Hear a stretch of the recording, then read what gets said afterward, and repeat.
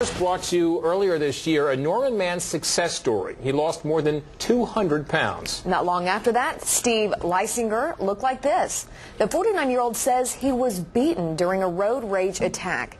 To make matters worse, he's now jobless and homeless. Rusty Surrett first talked with Steve back in February. Rusty, what happened and how's he doing now? Well, I'll tell you this, he is physically in very bad shape, but emotionally he's staying strong, and this is not easy considering what all he's been through in this last 4 months. There you go. What else are you going to take off there now? What's out now? It wasn't long ago Steve Leisinger was strutting his stuff at a local fashion show.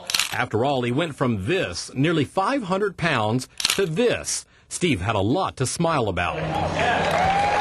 His health was back on track and he was on the road to happiness when suddenly, out of nowhere, a road rage attack left him looking like this. 3 months later, Steve is finally out of the hospital, but still struggling. It ain't me. I don't know who this is.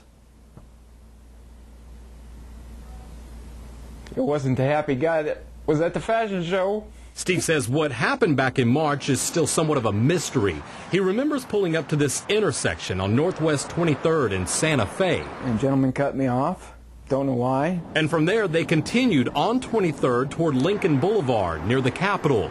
And that's when it happened. Cut me off again, and I got out of the car after he backed into my car, and next thing I know, I ended up in the hospital, and don't know why and what happened. Steve was in the hospital for 59 days, his jaw broken in 5 places, the bone around his eye crushed, and surgeons have done extensive work on his face. There's 5 plates, 1 titanium plates. There's 1 right here, 2 around my eye, 2 on my jaw. His jaw was wired for so long, Steve's lost another 49 pounds. But he's also lost his job and his home. He's now staying here at the Phoenix House, a home for veterans.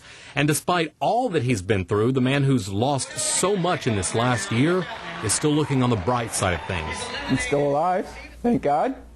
I'm still alive after this. They can't knock us Hokies down. They just can't do it. He's a strong guy. Now, despite needing help, Steve did share some good news with us today. He says the man who did this has been arrested by OHP. We are still working to get those details, and as we do, we will update this story. Alex? Rusty, thanks so much. As you know, Steve is still facing surgery to repair his shoulder.